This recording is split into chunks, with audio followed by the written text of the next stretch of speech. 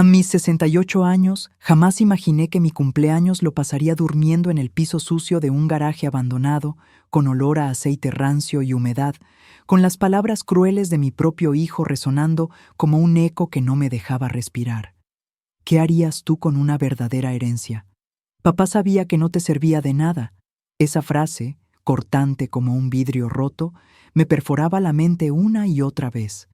La noche era fría, el concreto duro bajo mi espalda, y mis manos temblaban aferradas a una llave oxidada que apenas entendía por qué tenía. No lo sabía entonces, pero esa llave abriría la puerta al secreto más grande de mi marido, algo que ni en 4 décadas de matrimonio logré imaginar. 3 semanas antes estábamos sepultando a Héctor, mi esposo durante 42 años. La oficina del abogado olía a madera vieja y café recalentado. Yo llevaba el mismo vestido negro del funeral. Mi hijo Andrés, impecable en su traje de diseñador, parecía listo para una junta de negocios, no para escuchar el último deseo de su padre. El abogado Mendoza aclaró la garganta, incómodo, y comenzó a leer el testamento.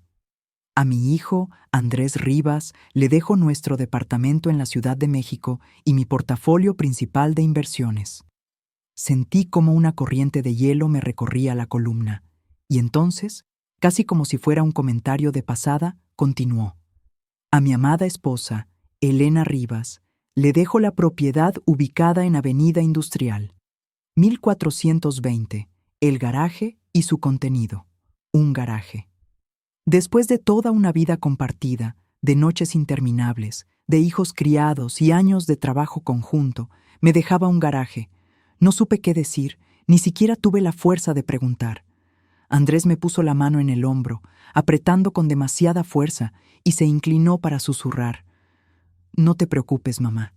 Yo me encargaré de que estés bien. No tenía idea de lo que en realidad quería decir con eso.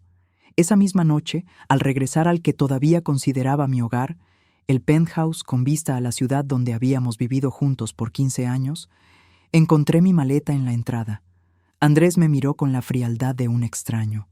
Creo que sería mejor si buscas otro lugar donde quedarte, mamá, dijo, sin siquiera dudar. El penthouse es mío ahora. Está en el testamento. Su voz no tenía rastro de cariño. Era el tono calculador que había perfeccionado en los negocios. Mañana vienen unos colegas a ver cómo renovar la oficina de papá. Necesito empezar a hacer cambios. Me quedé helada. ¿Y a dónde voy a ir?, pregunté con la voz apenas audible. Él se encogió de hombros como quien se deshace de una molestia menor. Puedes quedarte con tía Nora, o siempre te queda ese garaje que papá te dejó. Río con una crueldad que me dolió más que cualquier golpe. ¿Por qué diablos te dejó esa basura? Es un misterio para mí.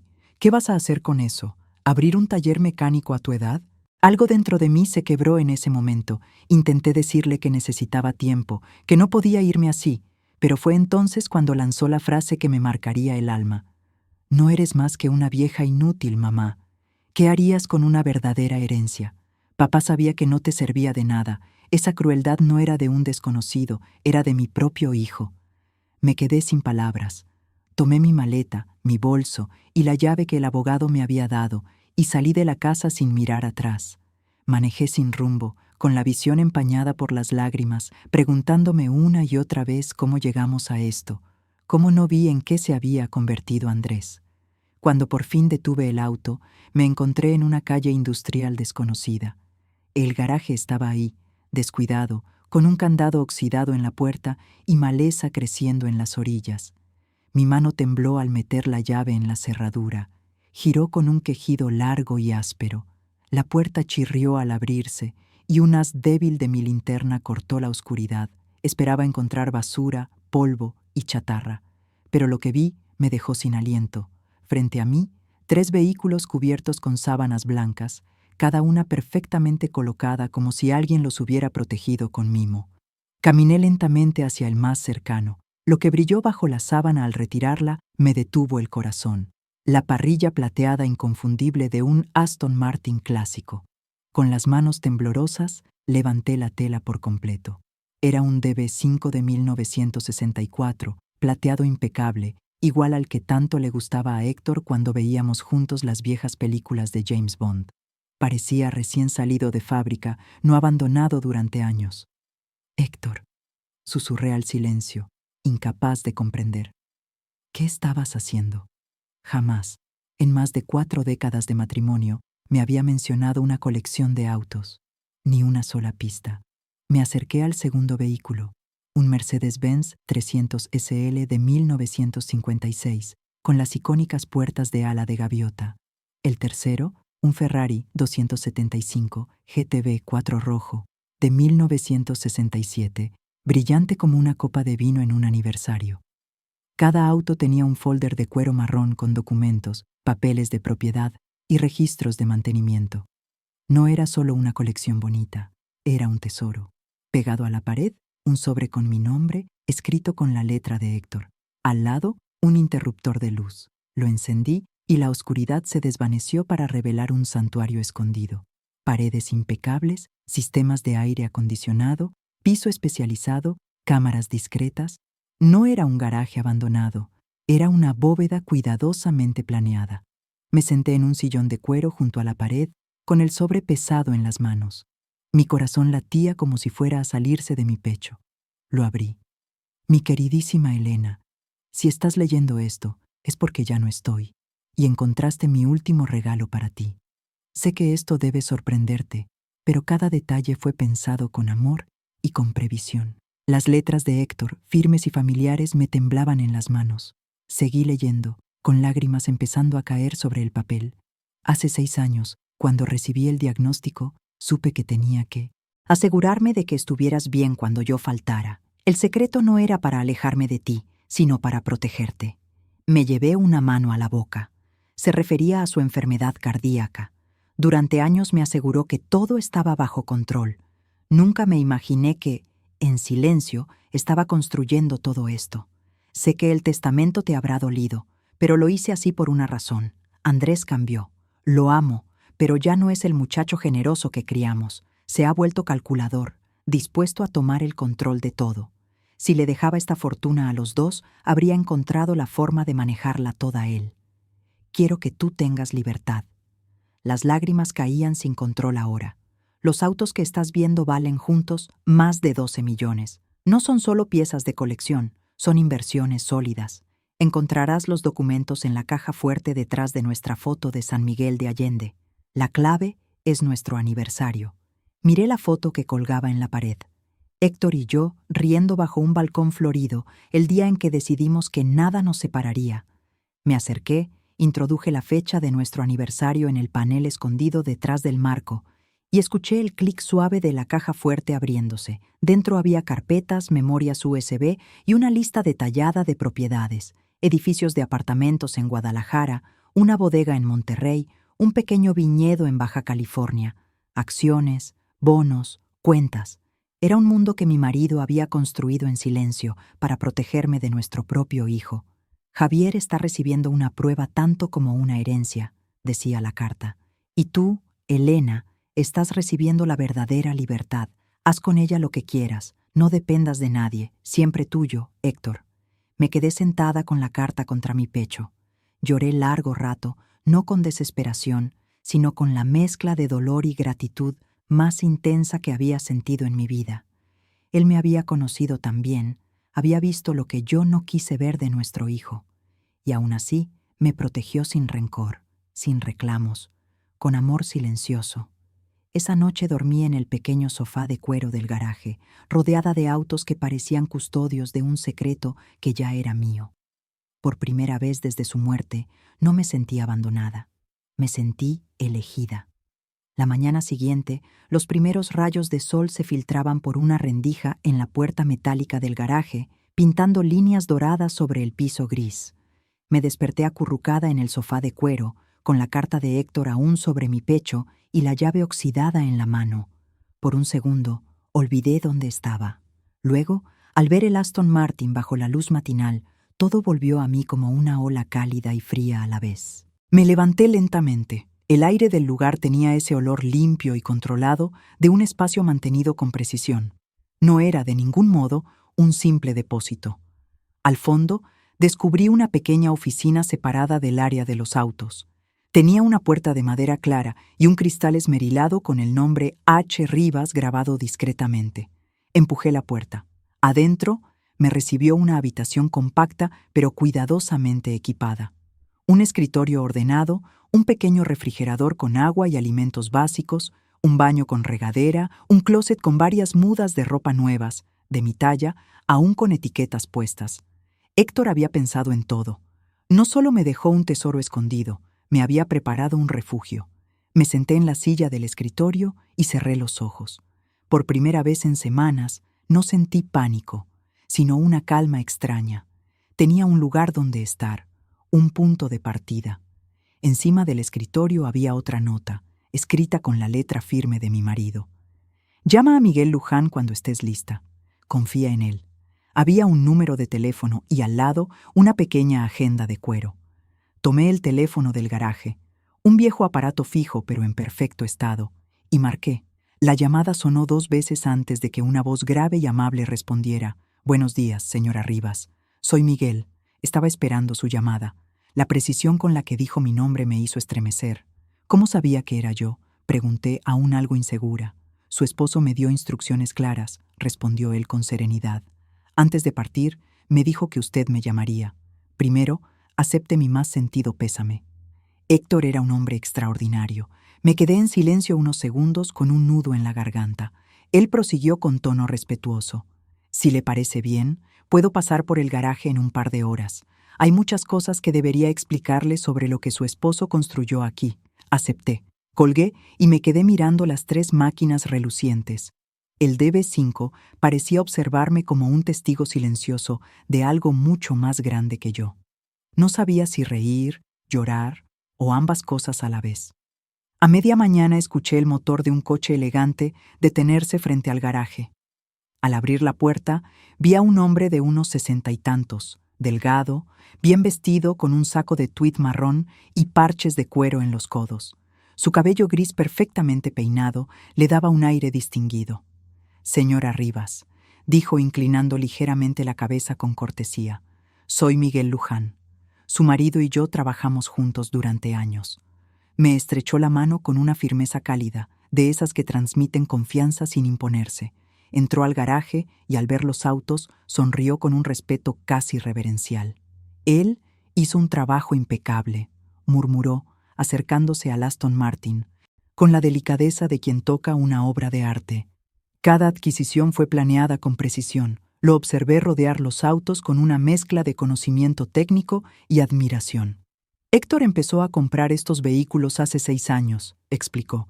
Era metódico. Cada modelo fue seleccionado no solo por su belleza, sino por su valor como inversión estable. ¿Por qué autos?, pregunté, aún incrédula. Miguel sonrió levemente. Me dijo que quería dejarle algo que pudiera ver, tocar, disfrutar. No solo números en un banco. Los autos son tangibles, cuentan historias y al mismo tiempo son inversiones sólidas. Él pensó en usted, no en dejar algo frío, sino algo con alma. Sentí un nudo en la garganta. Eso era exactamente lo que Héctor haría. Práctico, sí, pero profundamente detallista cuando se trataba de mí. Estos 3 autos, continuó Miguel, con la voz de quien conoce su oficio, están valuados, juntos, en alrededor de $12 millones. Y su valor ha ido subiendo de manera constante. Están guardados en condiciones perfectas, con mantenimiento pagado por adelantado por 5 años. 12 millones. La cifra me mareó.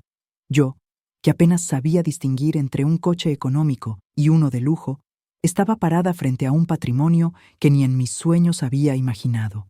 No tiene que decidir ahora qué hacer, dijo Miguel con suavidad, como si leyera mi mente. Puede venderlos, conservarlos, subastarlos juntos o por separado. Héctor dejó instrucciones claras para que nada de esto le cause presiones inmediatas. Asentí sin decir palabra. No estaba lista para decidir ni para dimensionar el peso de lo que acababa de heredar. Después de la visita, me quedé sola nuevamente, recorriendo el lugar. Cada rincón del garaje escondía señales de la meticulosidad de Héctor. Herramientas organizadas, filtros de aire nuevos, un pequeño sistema de cámaras discretas, incluso un par de sillas plegables junto a una cafetera vieja pero funcional. Había creado un refugio secreto para mí sin que yo lo supiera.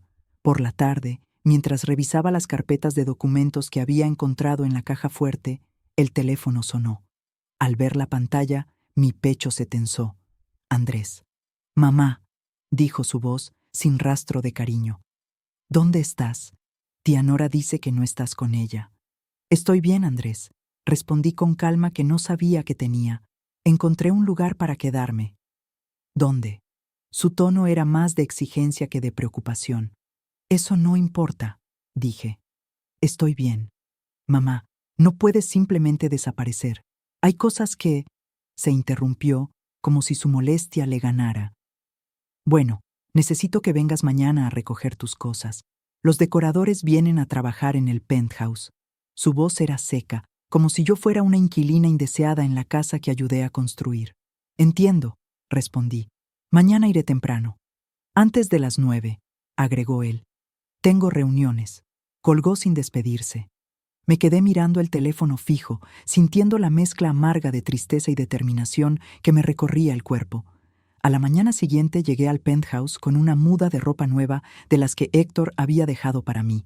Era un traje azul marino sencillo pero elegante. No entré como alguien derrotada, sino con la frente en alto. Andrés abrió la puerta hablando por teléfono. Apenas me miró. El lugar ya no era nuestro hogar. Habían desaparecido las fotografías familiares, las plantas, los pequeños detalles que Héctor y yo habíamos cuidado durante años. Era frío, vacío. Por fin, dijo él cuando colgó. Empaqué tus cosas personales. Los decoradores llegan en media hora. Ni un buenos días, ni una pregunta sobre cómo estaba, solo órdenes. Buenos días a ti también, respondí con firmeza. Veo que ya estás haciendo cambios. Andrés se encogió de hombros, como siempre hacía cuando nada le importaba. El lugar necesita una renovación completa si quiero que valga más. ¿Valga más? Repetí, con un escalofrío. Planeo venderlo más adelante, explicó con frialdad. No necesito un departamento tan grande. Si lo renuevo bien, la ganancia será enorme. Cada palabra era un cuchillo. Para él este lugar no era un hogar, era un activo. Me llevó al dormitorio principal donde estaban mis cajas. Las cosas de papá están allá. Me quedé con el reloj y las mancuernillas. Lo demás, basura sentimental. Me arrodillé junto a las cajas abriendo la primera. Ahí estaban los libros que Héctor adoraba, su suéter favorito, su colección de plumas fuente antiguas. Cosas que no valían nada para el mundo, pero lo eran todo para mí. Puedes llevarte lo que quieras, dijo Andrés con impaciencia. No tienes dónde guardar mucho de todos modos. Lo miré con calma. No reconocía al niño que había criado, al adolescente risueño que solía abrazarme sin razón. Veía a un hombre endurecido, consumido por la ambición y la apariencia. «Si tengo un lugar», respondí despacio, «y me tomaré el tiempo que necesite». Él rodó los ojos. «Es solo basura, mamá». No contesté. Seguí separando cada objeto con cuidado, como si con eso rescatara fragmentos de la vida que había compartido con Héctor. Cuando terminé, bajé las cajas con la ayuda del portero. Antes de subir al auto, miré el edificio por última vez. Ya no sentía que me pertenecía. No era mi casa. Nunca lo había sido de verdad. Encendí el coche y tomé rumbo a la carretera que salía de la ciudad. Héctor me había dejado un mapa entre los documentos del garaje. Un plano con una dirección subrayada en rojo en Playa del Carmen. Su letra clara decía: «Para cuando estés lista para volver a respirar». La idea de tener una casa junto al mar, mi casa, no la suya ni la de Andrés, era como una bocanada de aire después de semanas de ahogarme en un duelo silencioso. Miré por el retrovisor. El edificio desaparecía lentamente detrás de mí. Por primera vez en mucho tiempo, no estaba huyendo. Estaba yendo hacia algo. La carretera se abría frente a mí como una línea infinita. El aire de la costa comenzó a filtrarse por la ventana entreabierta, trayendo consigo el olor a sal, humedad y libertad. Cada kilómetro que me alejaba de la ciudad era un hilo menos que me ataba a la vida que había compartido con Andrés en ese penthouse que ya no era mío. El cielo, más azul a medida que me acercaba al mar, parecía despejar también el nudo que había vivido en mi pecho durante semanas. En el asiento del copiloto llevaba un folder con los documentos que Héctor había preparado. Dentro Estaba la dirección de la propiedad en Playa del Carmen y una llave dorada en un pequeño sobre etiquetado con su letra, para tu nueva vida. No sabía si reír o llorar, así que me limité a apretar esa llave en mi mano mientras manejaba. La ciudad quedó atrás y el trayecto me regaló horas para pensar. Repasé en mi mente los últimos meses, la enfermedad de Héctor, su forma tranquila de afrontar la muerte, mi negación obstinada, el entierro silencioso y la crueldad inesperada de Andrés. También recordé la carta, los autos, la caja fuerte, todo lo que mi marido había planeado con un cuidado que aún me dejaba sin aliento. Cuando las señales de tránsito comenzaron a anunciar la entrada a Playa del Carmen, sentí un temblor nervioso en el estómago. Era la primera vez en mi vida que hacía algo así sola, sin pedirle permiso a nadie, sin deber explicaciones. La dirección me llevó a una calle tranquila, rodeada de cipreses altos que daban sombra y silencio. La casa, de piedra clara y tejas color terracota, estaba escondida tras una reja discreta. No era ostentosa, pero tenía algo que no se podía comprar con dinero: paz. Aparqué frente al portón, bajé del auto y respiré profundamente. La llave dorada encajó a la perfección en la cerradura. El chirrido suave al abrir la puerta me pareció el sonido más hermoso que había escuchado en semanas. Caminé por un sendero de piedras flanqueado por bugambilias rosadas y llegué a una puerta de madera robusta. Al cruzar el umbral, el interior me dejó sin habla. Era un lugar hecho con amor. Las paredes eran de un blanco cálido. Los pisos de madera clara reflejaban la luz que entraba por ventanales amplios, y el olor a casa nueva, mezclado con sal marina, llenaba el ambiente. En la sala, un librero empotrado rodeaba una chimenea de piedra rústica. Los sillones eran del color exacto que siempre me gustó, un verde musgo suave, y las cortinas de lino dejaban pasar la luz como si el lugar respirara. La cocina, moderna pero acogedora, tenía una mesa redonda junto a una ventana que daba a un jardín trasero. Cada rincón parecía diseñado para mí, no para alguien más. Héctor había sabido exactamente cómo crear un espacio en el que yo pudiera sentirme en casa. Seguí caminando y llegué a la recámara principal. No era enorme, pero tenía una puerta de cristal que daba a un pequeño patio privado. Desde allí se veía una franja del mar, azul y brillante, entre dos propiedades vecinas. Me acerqué a la ventana y el viento cálido me acarició la cara. No sabía si lo que sentía era alivio, nostalgia o un poco de ambos. Entonces lo vi. Sobre un escritorio pequeño, enmarcado, estaba un cuadro que reconocí al instante. Una acuarela del Canal de Venecia, pintada por un artista callejero el día que Héctor me propuso matrimonio. Habíamos perdido el original en una mudanza hace años, pero aquí estaba, idéntico. Él había mandado hacer una réplica perfecta. Fue ahí, frente a ese detalle, donde finalmente me quebré. Las lágrimas salieron sin resistencia, pero no eran las lágrimas desesperadas de semanas atrás. Era otra cosa, una mezcla de amor, gratitud y duelo. Me senté en la orilla de la cama, con las manos temblando sobre el cuadro. Un golpe suave en la puerta me sacó de ese trance. Me levanté y fui a abrir. Frente a mí había una mujer de unos 70 años, de cabello blanco recogido en un moño elegante, con un vestido de lino y un plato tapado entre las manos. «Hola», dijo con una sonrisa cálida.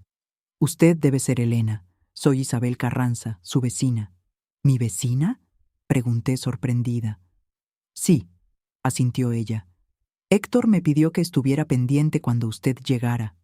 Mi corazón dio un vuelco. «¿Usted conoció a mi esposo?». «Claro que sí», respondió con serenidad. «Vino muchas veces durante los últimos años para preparar esta casa. Me dijo que no debía contactarla hasta que usted llegara por voluntad propia. Me ofreció el plato, pan casero y un pequeño frasco de mermelada. Dijo que tal vez cuando llegara aquí necesitaría una amiga», agregó suavemente. «Él pensaba en todo, ¿verdad?». No pude responder. Solo asentí con un nudo en la garganta. La invité a pasar, y mientras tomábamos té en la cocina, Isabel me contó cómo Héctor venía cada 2 o 3 meses, revisaba cada detalle, mandaba hacer arreglos, perfeccionaba las cosas para que la casa estuviera lista cuando yo la necesitara. «Era un hombre muy reservado», dijo ella, «pero también profundamente amoroso. Se notaba que esta casa era un regalo, no solo material, sino Me miró a los ojos. Un regalo para que usted siguiera viviendo. Esa noche dormí en la recámara con las ventanas abiertas, dejando entrar el sonido del mar. Por primera vez desde que Héctor murió, no soñé con hospitales ni funerales, sino con nosotros, jóvenes y felices en Venecia, riendo sin miedo al futuro. Los días siguientes fueron como aprender a respirar de nuevo. Empecé a caminar por las calles tranquilas del vecindario, a saludar a vecinos que me recibieron con amabilidad sencilla, sin las miradas frías que me rodeaban en la ciudad. Pasaba las mañanas explorando la casa, revisando cajones, rincones y descubriendo pequeñas notas de Héctor escondidas por todas partes. No olvides ver el amanecer desde esta ventana. Esta esquina es perfecta para una mecedora. Aquí pensé en ti. Una tarde, mientras cuidaba las bugambilias del jardín, el teléfono sonó. El número que apareció en la pantalla me devolvió un nudo en el estómago. Andrés. Mamá, dijo él con impaciencia. ¿Dónde estás? Tía Nora dice que no estás con ella.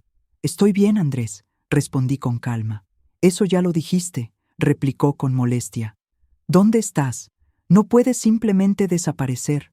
Estoy tomando un tiempo para mí, dije despacio. ¿Un tiempo para ti? Repitió él con tono burlón. Mamá, esto no es un juego. Hay cosas que tenemos que revisar sobre el testamento. ¿Qué cosas? Hubo un silencio breve. He estado revisando los papeles de papá, dijo con un tono más bajo, casi calculador. Creo que hay inversiones que no estaban en el testamento, notas, referencias a cuentas. Tal vez haya más propiedades. Sentí como el calor de la tarde se volvía un poco más denso. Andrés estaba olfateando, buscando lo que creía que debía pertenecerle.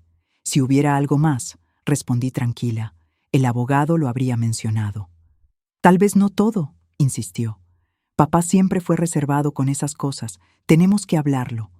Andrés, no estoy en condiciones de volver a la ciudad por ahora, dije firme. Necesito este tiempo. Su respiración pesada al otro lado de la línea fue clara.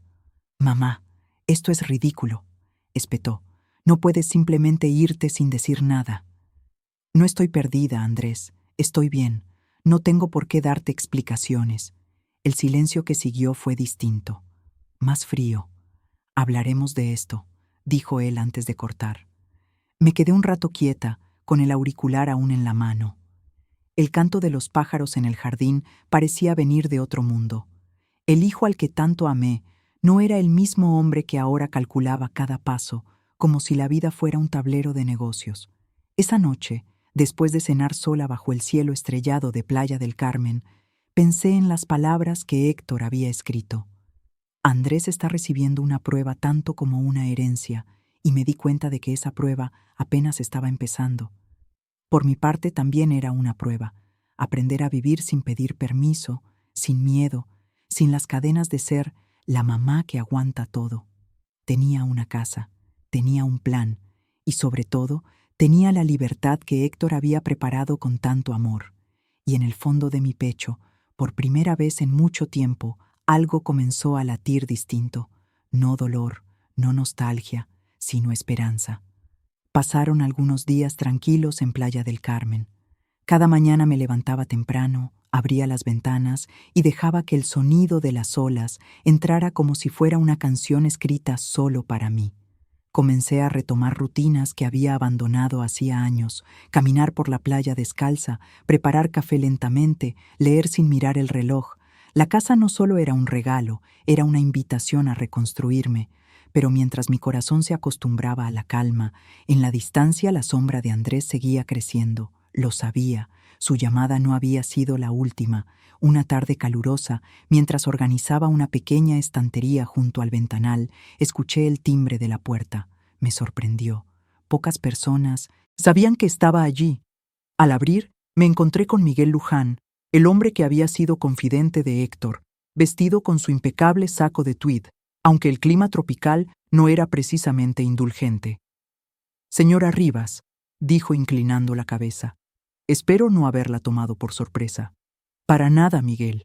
Pase, por favor», respondí, aunque por dentro una mezcla de curiosidad y nerviosismo me recorría. Se sentó en la sala y aceptó un vaso de agua fría. Observó la casa con la misma mirada atenta con la que había observado los autos en el garaje. Él hizo un trabajo hermoso aquí también, dijo en voz baja. Su esposo pensó en usted hasta el último detalle. Me senté frente a él. Sabía que no había venido solo a decirme eso. ¿Qué sucede?, pregunté. Miguel colocó sobre la mesa un sobre grueso, cerrado con lacre rojo. Me recordó a los viejos documentos notariales que Héctor solía revisar cuando aún manejaba su empresa. Antes de morir, Héctor me confió una serie de instrucciones, explicó. Algunas eran financieras, otras personales. Me pidió que solo se las entregara cuando usted se estableciera aquí, en esta casa, y usted ya lo ha hecho. Tomé el sobre con las manos temblorosas. No era solo papel, era otra pieza del rompecabezas que mi marido había armado en silencio. Al abrirlo, encontré varios documentos cuidadosamente organizados, planos, contratos de fideicomiso, copias de escrituras, y entre ellos una carta con su letra firme. Mi Elena, comenzaba. Si estás leyendo esto, significa que diste el paso más importante. Elegiste seguir adelante. Sé que al principio dolerá, pero también sé que esta casa te dará la paz que mereces. Tragué saliva. Miguel me miraba en silencio, con respeto, sin presionarme. Pero no es solo paz lo que quiero dejarte, continuaba la carta. También quiero darte poder. Por eso puse a tu nombre esta casa, sin condiciones. Nadie puede tocarla, ni abogados, ni bancos, ni siquiera Andrés. Está protegida por un fideicomiso irrevocable. Lo hice así porque quiero que este lugar sea tu refugio, pase lo que pase. Mis ojos se nublaron. Seguí leyendo. También he dejado cuentas y activos separados de la herencia principal. Miguel tiene los detalles. No son para acumular, sino para que puedas vivir como quieras. No dependas de nadie. No temas. No retrocedas. Doblé la carta despacio, respirando hondo. No era solo un testamento, era una conversación entre dos personas que se habían amado profundamente durante toda una vida. Miguel entonces me explicó con calma. Su esposo transfirió varios activos a su nombre a través de mecanismos que Andrés no puede impugnar. Fue cuidadoso, previsor. Sabía cómo funcionan las cosas y también conocía bien a su hijo. La mención de Andrés hizo que el aire se volviera un poco más denso. Él no se detendrá, dije en voz baja, más como un pensamiento que como una afirmación. Miguel asintió. No. Andrés es un hombre acostumbrado a tener el control, y cuando no lo tiene, reacciona. Pero usted no está indefensa. Me entregó una carpeta separada con números de cuentas, información de un asesor financiero y contactos legales. Si en algún momento necesita protegerse legalmente, aquí están las herramientas. Héctor se aseguró de eso. La noche cayó lentamente. Después de que Miguel se fue, me quedé sola en la terraza con la carta sobre las piernas y el sonido del mar golpeando suave. Héctor había visto venir todo. Había sabido que su muerte no solo dejaría un vacío emocional, sino que despertaría la codicia de nuestro hijo. Y aún así, no me dejó desamparada. Al día siguiente, mi presentimiento se confirmó. El teléfono sonó. Andrés. Mamá, dijo, esta vez sin fingir amabilidad. Ya sé dónde estás. Sentí un escalofrío. ¿Cómo sabes eso? No importa cómo, replicó, molesto. Lo que importa es que tenemos que hablar. He estado revisando todo lo relacionado con la herencia y sé que hay cosas que no me dijiste. Me quedé en silencio unos segundos. No iba a jugar su juego. Andrés, no tengo nada que explicarte, respondí con calma. Mamá, no te hagas la inocente. Sé que papá tenía más bienes, cuentas, propiedades. Quiero saber exactamente qué te dejó. Eso no es asunto tuyo. Su respiración se tornó pesada, cargada de ira. Por supuesto que es asunto mío. Soy su hijo. Tengo derecho. No tienes derecho sobre lo que no te corresponde, repliqué con voz firme. Lo que tu padre me dejó es mío, y no pienso compartirlo contigo solo porque lo exijas. Hubo un silencio largo, como si sus palabras buscaran una grieta por donde entrar. Estás cometiendo un error, mamá, dijo finalmente con un tono frío que no reconocía. Esto no se va a quedar así. Colgó sin despedirse. Me quedé con el auricular en la mano, temblando. No era miedo por los bienes, sino por lo que veía en mi hijo. La codicia había devorado todo lo que quedaba del muchacho que una vez me abrazaba sin motivo. Los días siguientes comenzaron a sentirse distintos. Empecé a cerrar las ventanas de noche, a mirar 2 veces antes de abrir la puerta. No porque Andrés representara un peligro físico, pero sí porque intuía que empezaba un juego de poder que yo no había elegido, pero que estaba dispuesta a enfrentar. Una tarde, mientras caminaba por la playa, Isabel, mi vecina, me alcanzó con paso sereno. «Te vi preocupada estos días», dijo sin rodeos. Suspiré. «Mi hijo no está tomando bien las decisiones que su padre tomó». Ella me tomó de la mano con firmeza. «Héctor no te dejó todo esto para que tengas miedo, te lo dejó para que vivas. No olvides eso». Sus palabras me atravesaron con fuerza. Volví a casa y esa noche encendí todas las luces, no como un acto de temor, sino de decisión. Andrés podía reclamar, podía enojarse, podía intentar manipular, pero esta vez no me encontraría como la madre que agacha la cabeza. Los días se volvieron más estructurados. Empecé a levantarme temprano para caminar por la orilla, desayunar frente al mar, revisar los documentos y aprender cosas que antes me parecían ajenas. Fideicomisos, transferencias, valores de inversión. Nunca fue mi mundo, pero ahora lo era, y cada hoja que entendía era un ladrillo más en mi independencia. Una noche recibí un correo electrónico de un remitente desconocido. El asunto decía: «Reunión sobre el patrimonio Rivas». Al abrirlo, encontré un mensaje breve. «Señora Rivas, he sido contactado por su hijo, Andrés.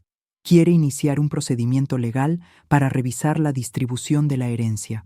Como su asesor designado por Héctor, me comunico con usted para organizar una reunión y coordinar su defensa.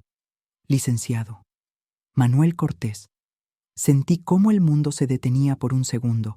Andrés había dado el primer paso, pero esta vez no iba a huir. No iba a llorar sola en un garaje. No iba a dejar que me expulsara de mi propia vida.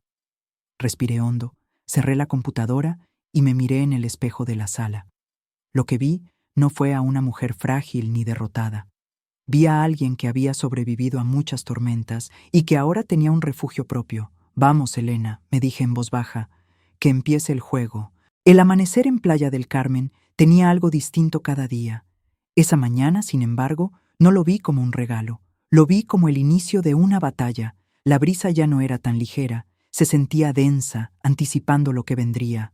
Andrés había decidido emprender acciones legales, y aunque Héctor me había protegido, sabía que el camino no sería fácil. Preparé café con calma. No era solo una bebida, era mi ritual para centrarme, para no permitir que el miedo tomara el control.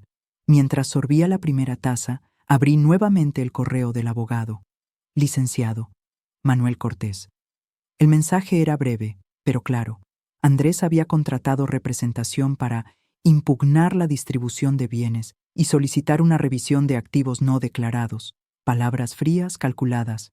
Respondí de inmediato: «Licenciado Cortés, he recibido su correo. Estoy disponible para reunirnos cuando lo considere conveniente. Elena Rivas». 10 minutos después, recibí su contestación. «Señora Rivas, su esposo confió en mí para asesorarla. Propongo reunirnos en la casa de Playa del Carmen mañana a las 10 de la mañana. Llegaré personalmente. No está sola en esto». Me quedé mirando esas últimas palabras. No está sola en esto. No sabía si llorar de alivio o de nervios. A la mañana siguiente, puntualmente a las 10, escuché el timbre.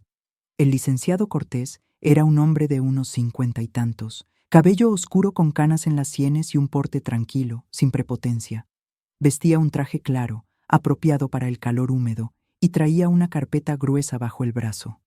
«Buenos días, señora Rivas», dijo al estrecharme la mano. «Es un honor conocerla. Su esposo me habló de usted muchas veces». «¿Lo conocía?», pregunté con curiosidad. «Sí, trabajamos juntos los últimos años», respondió mientras se sentaba en la mesa redonda de la cocina. Su marido era un hombre extraordinariamente meticuloso. No dejó ningún cabo suelto. Me senté frente a él. Su mirada era directa, serena, la de alguien que sabía exactamente qué hacer. «Andrés presentó un aviso de intención de impugnación», comenzó. «Pero antes de que se alarme, debe saber que no tiene un caso sólido. Su padre, su esposo, blindó legalmente todos los bienes que le dejó. Lo que Andrés puede intentar, en el mejor de los casos, es incomodarla, no quitárselo. Me alivió escucharlo, pero también me inquietó. ¿Incomodarme cómo? Presiones, demandas frívolas, solicitudes de revisión, insinuaciones sobre bienes ocultos. Enumeró con calma. Es un juego psicológico tanto como legal. Andrés probablemente no espera ganar. Solo quiere que usted se rinda antes de empezar. Eso sí me dolió, porque era exactamente algo que él haría. Andrés no buscaba justicia, buscaba control. El abogado abrió la carpeta. Su esposo estableció 3 capas de protección. Explicó. La primera es el fideicomiso de esta propiedad, que es intocable. La segunda, la colección de autos en el garaje, bajo una sociedad anónima registrada a su nombre exclusivamente. Y la tercera, un conjunto de inversiones y cuentas internacionales, también protegidas legalmente. ¿Internacionales?, pregunté, sorprendida. Sí, su esposo fue inteligente. Sabía que Andrés intentaría controlar todo en México, así que trasladó una parte a estructuras que Andrés no puede tocar sin su consentimiento. Me quedé en silencio. Era impresionante.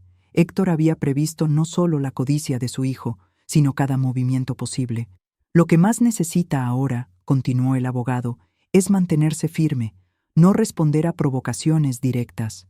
Si él la llama, la insulta o intenta manipularla, no entre en ese juego.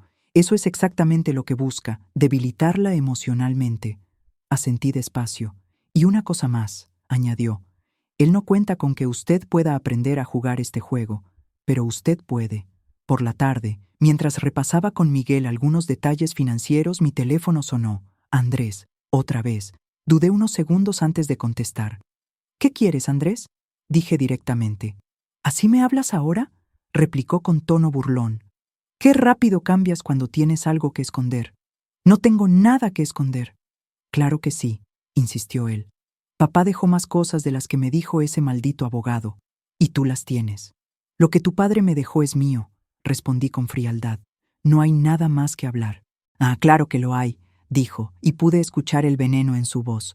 Voy a hacerte la vida imposible, mamá, te lo juro. Si no me das lo que me corresponde, te vas a arrepentir. Cerré los ojos y respiré hondo. Andrés, eres mi hijo. No quiero pelear contigo. Entonces haz lo correcto. Lo correcto, repliqué con firmeza, es respetar la voluntad de tu padre. El silencio que siguió fue frío, tenso, como un abismo entre nosotros. Entonces prepárate, dijo finalmente, porque no voy a rendirme. Colgó. Esta vez no lloré, no temblé. Solo me quedé quieta, escuchando el eco del mar.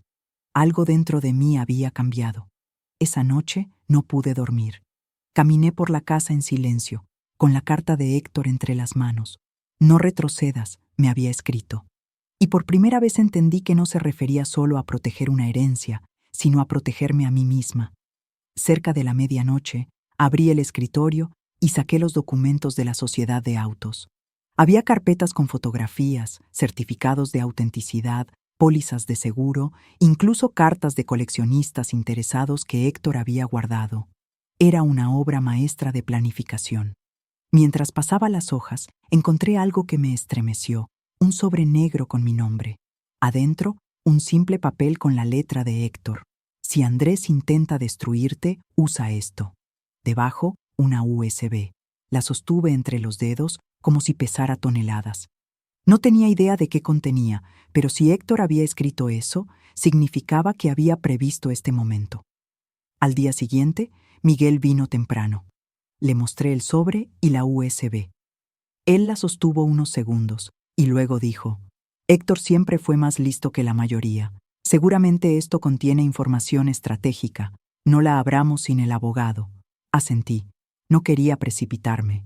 No era momento de actuar impulsivamente, sino con inteligencia. Andrés no entiende que ya no soy la misma, dije en voz baja, casi para mí misma. Miguel me miró con una media sonrisa. Eso es lo que más lo desconcertará. Esa tarde, mientras tomaba café en la terraza, vi a Isabel, mi vecina, acercarse con un sombrero de paja y un canasto de frutas. Se sentó conmigo como si nos conociéramos de toda la vida. Tienes la mirada de alguien que va a pelear, me dijo sin rodeos. No sé si pelear, pero no pienso dejarme. Bien, respondió con una firmeza inesperada. Esta casa no es solo ladrillos y madera, Elena. Es tu línea de defensa. No la cedas ni un centímetro. La miré en silencio. Tenía razón. Esa noche, mientras el cielo se llenaba de estrellas, volví a leer la carta de Héctor.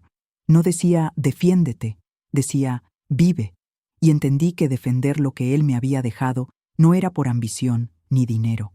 Era por dignidad. Mi hijo, mi propio hijo, había cruzado una línea, y si él había decidido jugar sucio, entonces yo aprendería a jugar con inteligencia. Respiré hondo, miré el mar y susurré para mí misma: «Está bien, Héctor. No retrocederé». La mañana siguiente comenzó con un cielo gris, de esos que no anuncian tormenta, pero sí inquietud. No era solo el clima. Algo en mi interior sabía que las piezas estaban empezando a moverse. Andrés no se quedaría quieto, y yo tampoco. Me levanté temprano, preparé café fuerte y abrí la carpeta con los documentos que había dejado el licenciado Cortés el día anterior. Tenía subrayadas varias frases legales, pero una en particular me quedó grabada. El fideicomiso es irrevocable. Ninguna impugnación familiar puede alterarlo. Lo repetí en voz baja como un mantra. Ninguna impugnación familiar puede alterarlo. Era mi línea de defensa. A las 9 en punto, Manuel, el abogado, y Miguel llegaron a la casa. Isabel, mi vecina, me había dejado un pastel de limón esa mañana, como si supiera que necesitaría algo dulce para enfrentar el día. Nos sentamos en la mesa redonda de la cocina, rodeados de papeles, carpetas y tazas de café. «Hoy tenemos que abrir la USB», dijo Manuel con voz firme. «Si Héctor dejó instrucciones ahí, es porque sabía que podrían ser decisivas». «¿Y si es algo delicado?», pregunté. «Entonces será aún más importante», respondió Miguel. Colocamos la memoria en la laptop. Por un instante temí que no funcionara, pero al instante apareció una carpeta llamada «Para Elena». Adentro había varios documentos PDF y un video con fecha de grabación, 6 meses antes de su muerte. Mi corazón se aceleró. Hice clic. La imagen apareció en la pantalla. Héctor, sentado en su estudio, con su camisa blanca favorita y esa expresión serena que siempre tenía cuando había tomado una decisión irrevocable. «Hola, mi amor», dijo con una sonrisa suave. «Si estás viendo esto, significa que Andrés hizo exactamente lo que pensé que haría». Sentí un nudo en la garganta. Miguel y Manuel se miraron en silencio, sabiendo que esto no era un simple video. «Sabes que lo amo», continuó. «Lo criamos con todo lo que pudimos, pero también sabes que en algún momento algo en él cambió. No fue tu culpa, ni la mía, pero lo hizo, y sé que va a intentar quedarse con todo, no porque lo necesite, sino porque no soporta no tener el control». Héctor respiró hondo, como si en ese instante hablara directamente conmigo. «Por eso preparé todo, pero no solo para protegerte, también para protegerlo de sí mismo. Si Andrés quiere pelear, va a tener que hacerlo bajo mis reglas, no bajo las suyas, y créeme, yo ya gané esta partida antes de morir». Mis ojos se llenaron de lágrimas. Él lo había previsto todo. En la carpeta que acompaña este video hay registros de cuentas, transferencias legales, escrituras notarizadas, todo documentado, continuó. Y también hay algo más, una copia de las grabaciones de nuestras últimas reuniones familiares. Si Andrés cruza la línea, muéstraselo al juez». Héctor guardó silencio un momento, luego dijo algo que me estremeció. «Y si alguna vez dudas de ti misma, Elena, recuerda esto. Tú no dependías de mí, ni dependes de nadie. Yo simplemente te allané el camino. Lo demás lo haces tú». El video terminó. Me quedé quieta, con el rostro húmedo y la garganta cerrada. Miguel me pasó un pañuelo sin decir palabra. Manuel tomó notas mentales mientras revisaba los archivos adjuntos. Eran documentos contundentes, difíciles de impugnar incluso para el abogado más ambicioso. «Esto es oro», dijo finalmente. «Con esto, Andrés no solo pierde fuerza legal, pierde terreno moral». Esa tarde, Andrés llamó otra vez. Lo sabía porque su nombre apareció en la pantalla como una sombra anunciada. Contesté. «¿Ya hablaste con tu abogado?», dijo sin saludar. «Sí», respondí sin titubear. «Entonces ya sabes que esto no ha terminado». «Tienes razón», dije despacio. «No ha terminado. Se rió con esa risa falsa que siempre usaba cuando creía tener ventaja. «No tienes idea de con quién estás peleando, mamá». «Sí, Andrés», repliqué con calma. «Estoy peleando con mi hijo». Ese silencio fue distinto. Lo descolocó. Tal vez no esperaba que yo se lo dijera así, tan claro, sin miedo. «Entonces prepárate», dijo antes de cortar. Colgué, respiré profundo y miré el mar por la ventana. No había vuelta atrás. Al día siguiente, Manuel presentó la respuesta legal a la impugnación. Todo se movió rápido. Notificaciones, plazos, revisiones notariales. Cada paso era como una jugada de ajedrez, y yo, por primera vez en mi vida, no estaba mirando la partida desde la orilla, estaba jugando. Isabel me acompañaba algunas tardes, llevándome café o simplemente sentándose a leer en silencio en la terraza. No hacía falta que dijera nada. Su presencia era un recordatorio de que la vida seguía existiendo más allá del conflicto. Una de esas tardes, mientras el viento movía las cortinas, Isabel me dijo, sin levantar la vista de su libro: «No subestimes tu fuerza, Elena. A veces los hijos olvidan que las madres también tienen límites, y cuando los cruzan, conocen a la mujer que hay detrás». Me quedé pensando en eso mucho tiempo. A medida que avanzaban los días, comencé a notar algo en mí. Ya no me levantaba con miedo a las llamadas. Ya no revisaba la puerta 2 veces antes de abrir. Cada mañana caminaba por la playa con pasos más firmes, como si con cada ola que me rozaba los tobillos también se llevara un trozo del miedo. Una mañana, incluso, me sorprendí tarareando una canción vieja que Héctor solía poner en el auto cuando íbamos de viaje. Me detuve, sonreí y supe que algo dentro de mí estaba sanando, incluso en medio de la tormenta. La primera audiencia preliminar llegó más rápido de lo que imaginaba. No era una batalla final, pero sí un primer pulso. Andrés llegó acompañado de un abogado de traje oscuro y mirada arrogante. Yo, en cambio, estaba acompañada de Manuel y de la memoria de Héctor. Cuando entré a la sala, él me miró con una mezcla de incredulidad y desprecio, como si no esperara que me presentara con la cabeza en alto. Tal vez en su mente aún era la mamá que no se mete en nada. Pero esa mujer ya no existía. La jueza repasó las primeras presentaciones. Andrés intentó cuestionar la validez de los documentos, pero Manuel presentó copias certificadas, contratos registrados y fideicomisos sellados. Cada objeción suya se desarmaba con precisión quirúrgica. Y entonces llegó el golpe final, el video de Héctor. Manuel no lo reprodujo en la sala, pero sí lo incluyó como prueba. Andrés palideció al escuchar que existía un mensaje directo de su padre anticipando sus acciones. No tenía idea de que esa pieza existía. La audiencia terminó con una expresión congelada en su rostro. No había ganado nada. Y lo sabía. Al regresar a casa, me senté en la terraza frente al mar. El sol se estaba poniendo, pintando el cielo de un naranja tibio. Sentí una calma profunda, no porque la guerra hubiera terminado, sino porque había cruzado el umbral del miedo. Miguel llegó más tarde con una botella de vino blanco y 2 copas. «Esto apenas empieza», dijo. «Pero ya diste el primer golpe». Brindamos en silencio. No era una celebración ostentosa, era una especie de ritual íntimo, reconocer que había vuelto a levantarme. Esa noche dormí profundamente, sin sobresaltos, sin llamadas, sin lágrimas. En los días que siguieron, Andrés dejó de llamar. No porque se hubiera rendido, sino porque estaba reagrupando sus piezas. Lo conocía demasiado bien, pero yo también estaba preparada. Esa mujer temerosa que había llegado a la casa con las manos temblorosas y el corazón roto ya no existía. Ahora era una mujer con raíces firmes, una mujer con un plan, una mujer con un legado que no dejaría que nadie destruyera. Y mientras el mar cantaba su canción nocturna, me prometía algo en silencio. «Esta vez no me quitarás nada, Andrés, nada». La calma después de la audiencia fue engañosa. No era verdadera paz. Era el silencio denso que precede a una nueva embestida. Andrés no era de los que aceptaban una derrota con elegancia. Lo conocía demasiado bien.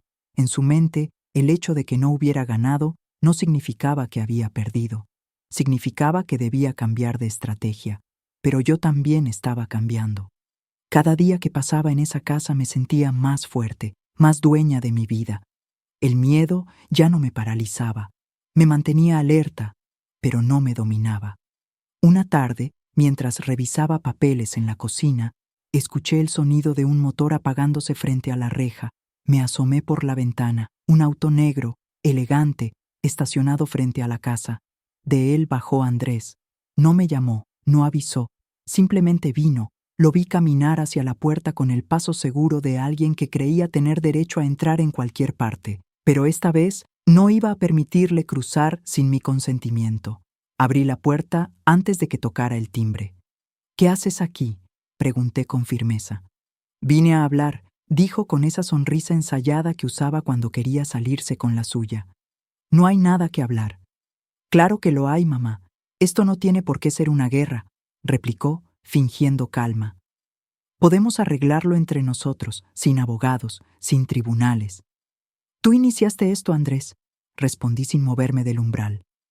«No te atrevas a venir aquí como si fueras la víctima». «No soy la víctima», dijo con tono seco. «Pero tampoco voy a dejar que me dejes fuera de todo. Soy tu hijo. Tengo derechos». «Tienes lo que tu padre te dejó», contesté con frialdad.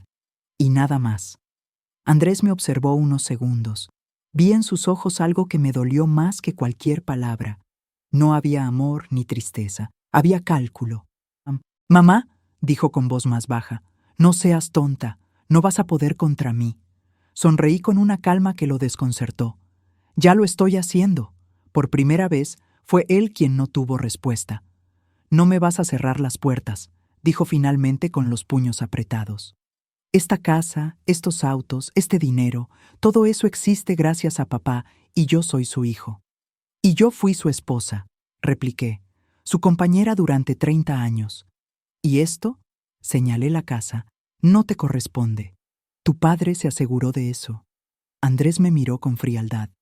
Dio un paso hacia mí, pero no lo dejé pasar. «No des ni un paso más», le advertí. «Esta es mi casa. No tienes derecho a entrar». Hubo un silencio cargado, y entonces ocurrió algo que me atravesó como un cuchillo. Vi en su rostro la misma expresión de Héctor, pero distorsionada, una mueca que mezclaba orgullo y rabia. Finalmente retrocedió. «Esto no ha terminado», dijo antes de dar media vuelta y marcharse. Después de cerrar la puerta, me quedé apoyada en ella con la respiración agitada. No era miedo lo que sentía, era tristeza, tristeza profunda, porque aunque Andrés fuera mi hijo, ese hombre que acababa de estar frente a mí no era el niño que alguna vez me abrazaba en las noches de tormenta, era otro, y aceptar eso dolía más que cualquier proceso legal. Esa noche me senté en la terraza con Isabel. Le conté lo ocurrido mientras ella me servía té de hierbabuena en silencio. «El poder cambia a la gente», dijo suavemente, «pero a veces no los cambia, solo los revela». Sus palabras me atravesaron. Andrés no había cambiado de la noche a la mañana. Simplemente, la muerte de Héctor había quitado la máscara. «No sé si puedo seguir viéndolo como mi hijo», confesé en voz baja. Isabel me tomó la mano con delicadeza. «No tienes que dejar de amarlo», me dijo. «Pero sí puedes dejar de permitirle destruirte». Al día siguiente, recibí una llamada del licenciado Cortés. «Señora Rivas, Andrés presentó un recurso para forzar una auditoría de sus bienes», informó. «Quiere probar que usted está ocultando activos». «No estoy ocultando nada», dije. «Lo sé», respondió él, «pero no importa lo que sea real, lo que importa es la presión. Su estrategia es clara, hostigarla hasta que usted ceda». «Entonces, no voy a ceder». Hubo un silencio breve al otro lado. «Eso quería escuchar», dijo Manuel. «Vamos a responder con fuerza». Él no esperaba encontrar a una mujer dispuesta a pelear. Los días comenzaron a llenarse de reuniones legales, llamadas y firmas. No era una vida sencilla, pero era mi lucha y la enfrentaba con la cabeza erguida. Miguel estaba a mi lado como un guardián silencioso, y Manuel, con su calma y su precisión, desmantelaba cada jugada de Andrés como si fuera un tablero de ajedrez. Mientras tanto, la casa seguía siendo mi refugio. Cada noche, cuando todo terminaba, me sentaba frente al mar con una copa de vino y respiraba. Héctor había construido ese lugar no solo para que tuviera un techo, sino para que pudiera resistir. Y lo estaba haciendo. Una tarde encontré en el buzón un sobre sin remitente. Dentro, una nota escrita con letra familiar, la de Andrés. Si no quieres que esto se vuelva peor, entrégame las llaves del garaje y los documentos de las cuentas. Nadie tiene que salir perdiendo. Me quedé mirándola largo rato. No era solo una amenaza, era una declaración de guerra. Esa noche volví a ver el video de Héctor. Necesitaba escucharlo.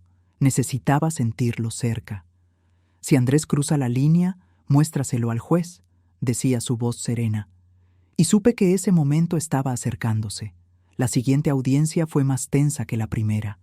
Andrés llegó con una expresión distinta. Ya no era arrogante. Era rabiosa. Su abogado presentó argumentos rebuscados, insinuaciones, incluso intentó hacerme quedar como alguien que no entendía los bienes que poseía, insinuando que podía ser manipulada. Fue entonces cuando Manuel presentó la carpeta con las escrituras, las transferencias y el video como prueba formal. La jueza escuchó con atención, y aunque no dictó sentencia, dejó claro algo. El fideicomiso era legal, legítimo, y no podía ser tocado. Andrés apretó la mandíbula. Lo vi. Era la primera vez que realmente entendía que esto no sería fácil.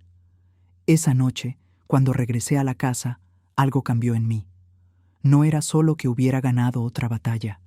Era que me sentía distinta, más sólida, como si las raíces que Héctor había plantado estuvieran ahora profundamente arraigadas en mi alma. Me senté en el patio trasero, bajo la luna. Isabel se acercó sin decir nada, como hacía siempre, y me dejó una taza de té. «Estás distinta», dijo simplemente. «Lo sé. Estás fuerte», sonreí. Nunca pensé que tendría que ser fuerte contra mi propio hijo. «No estás siendo fuerte contra tu hijo», respondió ella con calma. «Estás siendo fuerte por ti».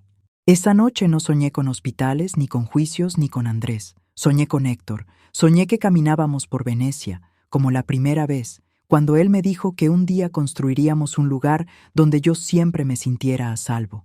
Desperté con lágrimas suaves en los ojos, pero no de tristeza. Eran de gratitud.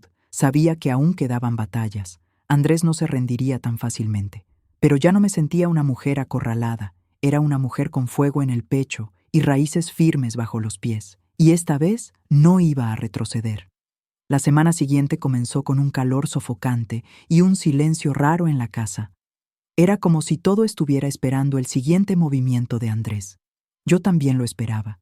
Ya no con miedo, sino con la tensión firme de quien ha dejado de huir. Mientras tomaba mi café en la terraza, escuché a lo lejos el sonido de las olas golpeando contra la orilla. El mar tenía algo que me recordaba a Héctor. Podía ser sereno, pero también implacable cuando alguien osaba desafiarlo. Sonreí sin darme cuenta. Era extraño, pero empezaba a sentirme como el mar. El licenciado Cortés llegó a media mañana con un maletín lleno de documentos. Miguel lo acompañaba. Los dos se habían vuelto mis aliados más cercanos, cada uno con una fuerza distinta. Manuel con su estrategia legal y Miguel con esa lealtad tranquila que me daba confianza sin necesidad de palabras. Andrés presentó una solicitud formal para acceder a información bancaria internacional, dijo Manuel sin rodeos. Está intentando que el juez le permita revisar las cuentas que tu esposo dejó a tu nombre. ¿Puede hacerlo?, pregunté. En teoría no, respondió.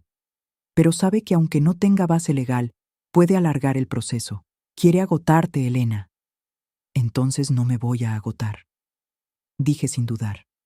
Manuel me miró con una sonrisa que no alcanzaba del todo a disimular su sorpresa. Tu esposo estaría orgulloso. Por la tarde, decidí dar un paseo por la playa para despejar la cabeza. El cielo estaba pintado de tonos rosados y anaranjados, y el mar estaba tranquilo, como si guardara un secreto. Me quité las sandalias y caminé descalza, dejando que la espuma rozara mis tobillos. Fue entonces cuando escuché una voz detrás de mí. «No pensé que te quedaras tanto tiempo aquí». Me giré. Andrés. De pie, con pantalones beige y camisa blanca desabrochada en el cuello, como si quisiera dar la impresión de estar relajado. Pero su mirada no tenía nada de relajada. «¿Qué haces aquí otra vez?», pregunté con frialdad. «Paseaba», mintió con facilidad. Playa del Carmen no es tan grande. Deja de fingir, Andrés. No apareces aquí por casualidad. Él sonrió, esa sonrisa torva que me había aprendido de memoria. Sabes, mamá, me sorprende verte así, tan valiente. No te imaginaba resistiendo tanto. Pues te equivocaste, respondí, dándole la espalda para seguir caminando. Pero Andrés dio un paso más cerca. No soy tu enemigo, dijo con voz suave, casi seductora, como cuando era adolescente y quería algo. Solo quiero lo que es justo. Me giré lentamente. No, Andrés, no quieres justicia, quieres control, como siempre. Sus ojos se endurecieron. Estás jugando con fuego, mamá. Y tú estás subestimando a la mujer que te crió, repliqué mirándolo fijo. El silencio entre ambos era tan espeso como el calor de la tarde, y por primera vez vi algo que no había visto antes en él: frustración. Andrés no soportaba no ganar. No voy a parar, dijo antes de alejarse, sin esperar respuesta. Regresé a la casa con el corazón latiendo fuerte, pero no por miedo, era rabia contenida. Por años había soportado sus desplantes, sus silencios agresivos, sus exigencias veladas. Había sido una madre que aguantaba, pero ahora no. Al llegar, Isabel estaba regando sus bugambilias. Me vio y levantó una ceja. Otra vez él, ¿verdad?, dijo sin necesidad de que yo explicara. Sí, pero esta vez no me temblaron las manos. Isabel sonrió con orgullo silencioso. Eso es lo que más lo va a enfurecer. Esa noche hubo una reunión virtual con Manuel y su equipo. Andrés había presentado otra demanda. Esta vez cuestionaba las transferencias hechas antes de la muerte de Héctor. Argumentaba que yo había influido en las decisiones de mi esposo. Una acusación disfrazada, pero claramente calculada. Es una jugada sucia, dijo Manuel. Quiere instalar dudas. No importa si no puede probarlo. Quiere manchar la imagen legal de tu posición. ¿Y si logra que la jueza dude?, pregunté. Entonces, responderemos con todo, dijo Manuel con firmeza. Héctor dejó registros notariales de cada decisión. Andrés no tiene nada, lo que sí tiene es rabia. Y rabia no gana juicios, agregó Miguel con una media sonrisa. Por primera vez en semanas, reí. Los días comenzaron a tener una rutina extraña. Mañanas de mar y silencio, tardes de estrategia legal, noches de paz contenida. Isabel venía cada tanto con pan casero o historias de sus hijos, que vivían lejos pero la amaban, y sin darse cuenta se había vuelto mi ancla emocional. Una noche, mientras compartíamos una copa de vino, me dijo algo que me quedó grabado. A veces, Elena, la libertad llega en el momento menos esperado, y con la cara de una guerra que no elegimos, pero sigue siendo libertad. La tercera audiencia llegó más rápido de lo que esperaba. Andrés estaba visiblemente más alterado, su abogado hablaba demasiado, usaba tecnicismos vacíos, trataba de instalar la idea de que una mujer que dependía de su marido no podía manejar bienes de ese tamaño. Fue ahí cuando Manuel jugó su carta, presentó pruebas de que Héctor había tomado cada decisión personalmente, con firmas certificadas, actas notariales y hasta videos breves de reuniones legales previas a su muerte. Andrés perdió los estribos. «¡Eso no significa nada!», gritó en la sala. La jueza lo miró con frialdad. «Señor Rivas, si no puede mantener la compostura, tendré que pedirle que se retire». Fue un momento silencioso pero revelador. No había ganado nada, pero había perdido control, y eso para Andrés era peor que perder dinero. Después de la audiencia, me quedé sola unos minutos en los pasillos del juzgado. Andrés pasó a mi lado sin mirarme. No dijo nada, pero su mandíbula apretada y sus manos tensas me dijeron más que cualquier palabra. No iba a detenerse. Esa tarde regresé a casa con una mezcla de cansancio y determinación. Me senté frente al mar con la carta de Héctor en las manos. La leí en silencio, palabra por palabra, como un rezo. Lo demás lo haces tú. Y lo estaba haciendo. Esa noche hubo tormenta. El cielo se abrió en dos con relámpagos y la lluvia golpeó los ventanales con fuerza. Pero no sentí miedo. Me envolví en una manta, preparé una taza de té y observé el mar agitado desde la terraza cubierta. Isabel vino corriendo con un paraguas y entró empapada. «Parece que el cielo decidió desahogarse hoy», rió. Nos sentamos juntas a mirar la tormenta. «¿Sabes?», dijo, Las tormentas no siempre llegan para destruir. A veces llegan para limpiar lo que ya no sirve. ¿Y qué crees que está limpiando esta?, pregunté. Ella me miró con esa sabiduría tranquila que solo tienen las personas que han visto mucho. Tu miedo, Elena, lo está arrastrando todo al mar. Mientras el cielo rugía afuera, me di cuenta de que Isabel tenía razón.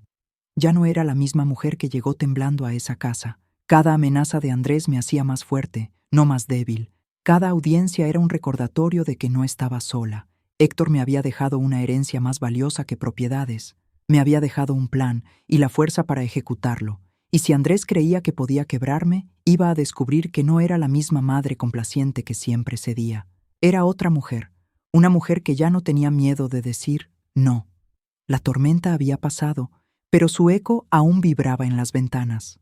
Esa mañana, el cielo estaba despejado, el aire fresco, y las calles mojadas brillaban como espejos.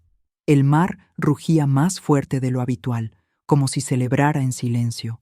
Tomé mi café en la terraza, observando cómo las gaviotas sobrevolaban el horizonte. Sentía algo nuevo en mí. No era euforia ni miedo. Era una especie de serenidad armada. Sabía que Andrés no había terminado, pero tampoco yo. Recibimos una nueva notificación, dijo Manuel apenas entró a la casa con su maletín en la mano. Andrés solicitó una medida precautoria para congelar temporalmente las cuentas internacionales. No me sorprendí, lo había previsto. ¿Puede lograrlo?, pregunté con calma. Probablemente no, respondió Manuel. No tiene base legal, pero cada una de estas solicitudes implica tiempo, audiencias, papeles, y eso es exactamente lo que busca. Agotarme, dije. Exacto. Pero aquí viene lo bueno, agregó, abriendo su carpeta. Nosotros también tenemos movimientos listos. Héctor lo planeó todo con tal precisión que, paradójicamente, cada intento de Andrés lo deja más débil legalmente. Miguel, que observaba desde la cocina con su taza de té, asintió. Está cavando su propio pozo, Elena, y ni siquiera se da cuenta. Esa tarde decidí caminar por la playa, no porque necesitara pensar, sino porque necesitaba sentirme viva. A lo lejos vi a Isabel regando su jardín y me saludó agitando la mano. Me acerqué y ella me ofreció un trozo de pastel de plátano recién horneado. «Te ves distinta», dijo mientras nos sentábamos en su porche. «¿Distinta cómo? Como alguien que ha dejado de sobrevivir y ha empezado a vivir», respondió sin dudar. La miré en silencio. Tenía razón. Durante semanas había estado en modo defensa, sobreviviendo a cada golpe de Andrés. Pero algo en mí había cambiado. Ya no solo reaccionaba, ahora movía mis propias piezas. Los siguientes días fueron intensos. Andrés no apareció en persona, pero su abogado lo hacía sentir con cada notificación. Sin embargo, lo que al principio me intimidaba, ahora solo me fortalecía. Aprendí a leer documentos legales, a entender plazos, a anticipar jugadas. Una noche, mientras repasaba papeles en la sala, encontré algo que Héctor había dejado en la USB y que aún no había abierto, un archivo llamado Carta Final. Mis manos temblaron un poco al hacer clic. Era un documento escrito por él, fechado 3 semanas antes de su muerte. Elena, si estás leyendo esto, significa que Andrés ha hecho lo que temíamos. Y sé que duele, no por lo legal, sino por lo humano. Duele aceptar que nuestro hijo ya no es el niño que criamos, pero escucha con atención. No intentes salvarlo. No intentes suavizar lo que debe enfrentar. Él eligió este camino. Tu tarea no es protegerlo, es protegerte. Este plan no es solo una defensa legal. Es mi forma de asegurarme de que, por primera vez, tú no tengas que ceder. Ha dado todo durante años. Esta vez recibe. Esta vez lucha. Esta vez gana. Cuando terminé de leer, no lloré. No había tristeza, solo un fuego tranquilo ardiendo en mi pecho. Héctor me conocía demasiado bien. Sabía que en el fondo, una parte de mí aún intentaba encontrar justificación para Andrés, pero eso se acababa ahí. La siguiente audiencia fue distinta. Andrés no entró con su habitual arrogancia, entró con rabia, lo noté desde que cruzó la puerta. Sus ojos ya no eran los de un hijo peleando por un recuerdo familiar, eran los de un hombre que no soportaba perder poder. Su abogado habló con frases vacías, cuestionando nuevamente las cuentas internacionales, insinuando influencias indebidas. Pero Manuel, con una calma quirúrgica, presentó pruebas, fechas, firmas notariales, declaraciones grabadas. Cada argumento de Andrés se desarmaba antes de tocar el suelo. Y entonces ocurrió algo que nadie esperaba. La jueza lo llamó al estrado. «Señor Rivas», dijo con voz firme, «este proceso no es un juego de voluntades personales. Si insiste en utilizar mecanismos legales de forma abusiva, el tribunal tomará medidas». Andrés palideció. «Le recuerdo que los fideicomisos y transferencias aquí presentados son válidos y legales. No toleraré que utilice esta sala para hostigar a la señora Rivas». Esa palabra, hostigar, quedó flotando en la sala. Yo respiré hondo, como si acabara de atravesar una tormenta. Después de la audiencia, Manuel me acompañó a la salida. «Ese fue un golpe importante», dijo con una media sonrisa. «No definitivo, pero fuerte. La jueza ya está viendo sus intenciones». «Él no va a soportarlo», dije. «Andrés no tolera perder». «Entonces que no lo tolere», respondió él. «No es tu trabajo sostener su ego». Esa tarde, al regresar a casa, encontré un mensaje de voz en mi celular. Era Andrés. Su tono había cambiado. Ya no era el hijo manipulador ni el hombre seguro de sí mismo. Era un hombre herido y furioso. «¿Crees que ganaste?», dijo con la voz cargada de rencor. «Esto no ha terminado, mamá. Si no me das lo que me corresponde, voy a hundirte. No me importa que seas mi madre». Apreté el celular con fuerza. Ya no me temblaban las manos. Lo borré sin responder. Esa guerra ya no se libraba desde la culpa. Los días siguientes fueron extrañamente tranquilos. Andrés no apareció, ni en persona ni en los juzgados. Isabel me dijo que el silencio a veces era más peligroso que el ruido. Tenía razón. Pero también sabía que yo ya no era la misma mujer que habría temblado ante esa amenaza. Una noche, mientras cenaba en la terraza, recibí un mensaje de Manuel. «Andrés ha cambiado de abogado». Sonreí con amargura. Sabía lo que significaba. Estaba buscando a alguien más agresivo, alguien que hiciera lo que él no podía lograr solo. Pero yo también tenía algo que él no tenía: verdad, legalidad y el legado de Héctor. Al día siguiente recibí la visita inesperada de Isabel. Llevaba 2 tazas de chocolate caliente y una manta. «Ven», dijo simplemente. Nos sentamos en la arena, frente al mar. Las olas brillaban bajo la luna. Cuando mi marido murió, me contó, uno de mis hijos también trató de quedarse con todo. No fue por necesidad, fue por poder. Y por años creí que debía mantener a la familia unida a toda costa. Pero aprendí algo. Me miró con ojos firmes. Hay batallas que no salvan relaciones, solo salvan a una misma. Sus palabras me atravesaron profundamente. ¿Lo perdiste?, pregunté. En cierto modo, sí, respondió. Pero me recuperé a mí, y eso valió la pena. Esa noche, antes de dormir, caminé por la casa en silencio. Pasé los dedos por los lomos de los libros, por las cortinas de lino, por las paredes que Héctor había diseñado para mí. Era mi refugio, pero también se había convertido en mi campo de fuerza. Miré hacia el cielo desde el patio. Las estrellas estaban tan claras que casi dolían. «No voy a permitir que me arrebate lo que construimos», susurré. Y en el fondo casi pude escuchar la voz de Héctor respondiendo, «Ya lo estás haciendo». El juego de Andrés se volvía más peligroso, más calculado. Pero el mío también. Ya no estaba defendiéndome como una víctima. Estaba peleando como una mujer que había recuperado su poder. Y mientras cerraba las ventanas esa noche, supe que la próxima jugada de Andrés sería decisiva. Pero esta vez no me encontraría temblando, me encontraría lista. El silencio que dejó Andrés después de su última amenaza no fue tranquilidad. Fue como la quietud del aire antes de un huracán. Lo sabía. Estaba preparando su próxima jugada. Y sin embargo, esta vez, yo no era la misma mujer que había llegado temblando a esta casa. Esa mañana, mientras abría las ventanas y dejaba que el olor a mar llenara las habitaciones, sentí una paz distinta. No era la ausencia de problemas, era la presencia de fuerza. A media mañana llegó Manuel con rostro serio. Miguel venía detrás de él, con una carpeta más gruesa que de costumbre. «Andrés contrató un nuevo abogado», dijo Manuel apenas nos sentamos. «Y no a cualquiera. Eligió a uno de los más agresivos que hay en la Ciudad de México. Va a intentar forzar una revisión integral de todo el patrimonio de Héctor. ¿Eso es legal?, pregunté. Algunas de sus maniobras, sí, respondió Manuel.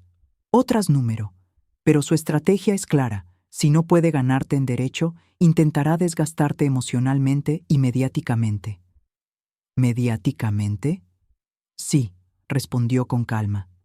Ya solicitó acceso a información que podría filtrar a la prensa económica. Nada grave en sí, pero sí suficiente para incomodarte. No lo logrará, dije sin pensarlo. Miguel apoyó una mano en mi hombro, y nosotros no lo permitiremos. Esa noche no dormí, no porque tuviera miedo, sino porque sabía que la batalla estaba entrando en una nueva etapa. Caminé por la casa, descalza, con la carta de Héctor entre las manos. Él había anticipado cada movimiento de Andrés, no porque fuera adivino, sino porque lo conocía, y ahora yo también lo conocía como nunca antes. En un momento me detuve frente al espejo del recibidor, me miré largo rato. Ya no vi a una mujer rota, vi a alguien que había resistido tormentas y que no se quebraría ahora. A la mañana siguiente, Manuel y yo tuvimos una videollamada con su equipo legal. Andrés había presentado una solicitud agresiva para obtener acceso inmediato a las cuentas y fideicomisos, argumentando supuestos vacíos en la documentación de mi esposo. Son argumentos débiles, explicó Manuel, pero peligrosos si no se responden rápido. Por suerte, Héctor nos dejó un registro detallado de cada movimiento. Entonces respondamos, dije, y así lo hicimos, con precisión, con cada firma, cada acta notarial, cada testigo.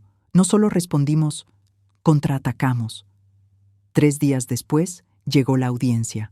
La sala estaba más llena que las anteriores. Periodistas económicos habían comenzado a seguir el caso por el peso del abogado de Andrés. Sentí sus miradas al entrar, pero no bajé la cabeza. Andrés estaba sentado al otro lado, impecable, con un traje caro y esa expresión dura que ya conocía de memoria. Pero algo en él era distinto. Ya no era solo rabia, era desesperación contenida. Su abogado habló con teatralidad, pintó una historia retorcida, que yo había manipulado a Héctor en sus últimos años, que lo había aislado para quedarme con todo. Una narrativa construida para generar duda. Pero entonces fue el turno de Manuel, y ahí todo cambió.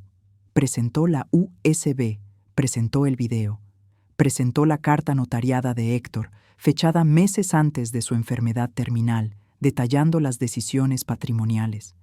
La jueza escuchó con atención, y cuando el video se reprodujo en la sala, el aire se volvió espeso. Si Andrés está escuchando esto, significa que hizo exactamente lo que pensé que haría. No te permito usar mi muerte como arma contra tu madre, decía la voz clara y firme de Héctor. Andrés bajó la mirada, la jueza no dijo nada, pero su expresión lo dijo todo. La audiencia se suspendió, pero el golpe estaba dado. Andrés no habló conmigo al salir. Caminó rápido, furioso, esquivando miradas. Su abogado lo seguía como una sombra. Fue una jugada maestra, dijo Manuel cuando llegamos a casa. Ese video vale más que 100 documentos legales. Héctor siempre fue así, respondí en voz baja, meticuloso y certero. Esa noche, Isabel vino sin que la llamara. Llevaba un termo de café y 2 tazas. Nos sentamos en la terraza, bajo un cielo sin luna. ¿Cómo te sientes?, preguntó con esa calma que solo ella tenía. Fuerte, pero cansada, respondí sinceramente. Es normal, la guerra desgasta. Pero escucha, Elena, me miró fijamente. Lo que estás haciendo no es solo defender una herencia, estás reclamando tu derecho a vivir en paz. Sus palabras me atravesaron, porque era exactamente eso. No se trataba del dinero, ni de la casa, ni de los autos. Se trataba de que por primera vez en mi vida no estaba cediendo mi lugar para que alguien más estuviera cómodo. Al día siguiente, Miguel me dio la noticia que no esperaba tan pronto. La jueza rechazó la solicitud de Andrés de acceder a las cuentas internacionales y además sonrió con una satisfacción contenida. Ha advertido que si sigue con demandas abusivas podría sancionarlo. Me quedé quieta unos segundos. No era una victoria definitiva, pero sí era un golpe fuerte. Está perdiendo terreno, dije. Sí, respondió Miguel, Pero los hombres como Andrés no saben retirarse con dignidad. Prepárate. Esa tarde, mientras caminaba por la playa, lo vi de lejos. Andrés estaba ahí, solo, mirando el mar. No me vio o fingió no hacerlo. Llevaba las manos en los bolsillos con la postura encorvada de alguien que ya no controla todo. Por un instante, algo en mí se estremeció. No por miedo, por dolor. Era mi hijo, el niño que alguna vez se escondía en mi falda cuando tenía miedo de las tormentas, pero ese niño ya no existía y el hombre en el que se había convertido debía enfrentar las consecuencias de sus actos. Esa noche, cuando el sol se escondió, la casa se llenó de una calma distinta.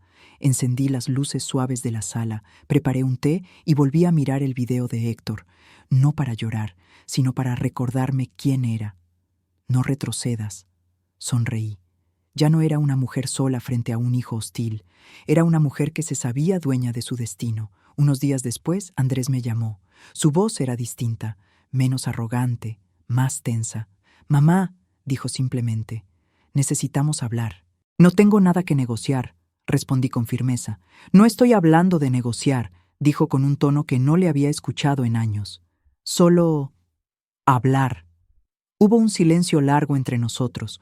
Por primera vez en semanas, no me sonó como una amenaza. Me sonó como un hombre que empezaba a entender que no podía ganar esta guerra. No acepté de inmediato. Sabía que tenía que pensarlo bien.